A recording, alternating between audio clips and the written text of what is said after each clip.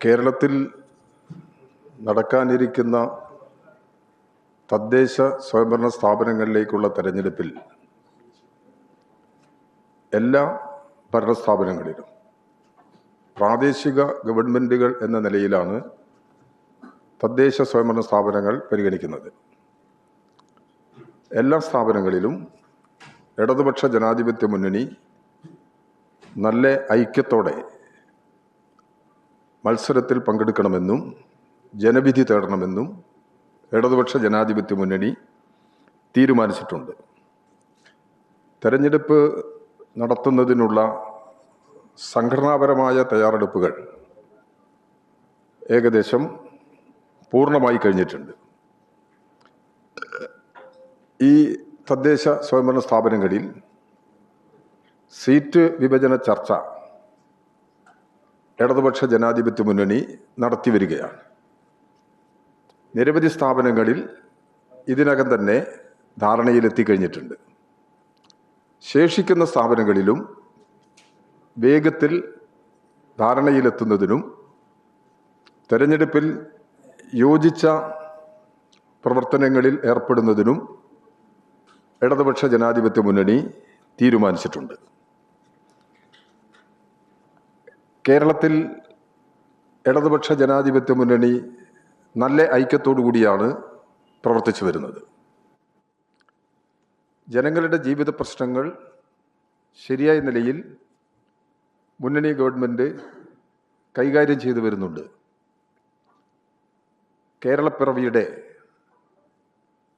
69ാമത് ജന്മദിനമാണ് നവംബർ 1 ഇന്നലെ മലയാളികൾ ആഘോഷിച്ചത്. കേരളം കൈവരിച്ച നേട്ടങ്ങൾ, അതിൽ ഇടതുപക്ഷ പ്രസ്ഥാനങ്ങൾ വഹിച്ച പങ്ക് ശ്രദ്ധേയമാണ്. ഇപ്പോൾ കേരളത്തിൽ ഗവൺമെൻറ്റിൻ്റെ തുടർച്ച എന്നുള്ള നിലയിൽ അവശതയനുഭവിക്കുന്ന എല്ലാ ജനവിഭാഗങ്ങളെയും ചേർത്ത് പിടിക്കുന്ന നിലപാടാണ് ഗവൺമെൻറ് സ്വീകരിച്ചത്. ഈ സമീപനം വ്യക്തമാക്കുന്നതാണ് കഴിഞ്ഞ ദിവസം മുഖ്യമന്ത്രി നടത്തിയ ചരിത്രപ്രധാനമായ പ്രഖ്യാപനം. ഇന്ത്യയുടെ ചരിത്രത്തിൽ സമ്പൂർണമായി അതിദാരിദ്ര്യമുക്ത, ശരിക്കും ശ്രദ്ധിക്കേണ്ടതുണ്ട്, അതിദാരിദ്ര്യമുക്ത സംസ്ഥാനമാണ്. അതുകൊണ്ട് ദാരിദ്ര്യം പൂർണ്ണമായി അവസാനിക്കുന്നു എന്നുള്ളതല്ല, അതിദാരിദ്ര്യമുക്ത സംസ്ഥാനമായി കേരളം പ്രഖ്യാപിച്ചു. അത് ഇന്ത്യയുടെ ചരിത്രത്തിലാദ്യമാണ്. കഴിഞ്ഞ 4 വർഷക്കാലത്തെ നിരന്തരമായ ശ്രമങ്ങളുടെ ഭാഗമായിട്ടാണ് ഗവൺമെൻറ് നടത്തിയ ഓരോ വകുപ്പടിസ്ഥാനത്തിൽ നടത്തിയ പ്രവർത്തനങ്ങളുടെ ഭാഗമായിട്ടാണ് അതിദാരിദ്ര്യമുക്ത സംസ്ഥാനമായി കേരളത്തെ മാറ്റാൻ കഴിഞ്ഞത്. ഇനി ഗവൺമെൻറ് ലക്ഷ്യമിടുന്നത് ദാരിദ്ര്യം സമ്പൂർണ്ണമായി ഒഴിവാക്കാനാണ്. അതിന് സഹായകരമായ നിലയിൽ ഓരോ കുടുംബത്തിനും വരുമാനം വർദ്ധിപ്പിക്കാൻ കഴിയത്തക്ക സമീപനമാണ് കേരള ഗവൺമെൻറ് സ്വീകരിച്ചു വരുന്നത്. ഇപ്പോൾ ഡോക്ടർ തോമസ് ഐസക്കിൻ്റെ നേതൃത്വത്തിൽ കേരളത്തിൽ ഒരു വൈജ്ഞാനിക മിഷൻ പ്രവർത്തിക്കുന്നുണ്ട്. തൊഴിലവസരങ്ങൾ കണ്ടെത്തുകയാണ്.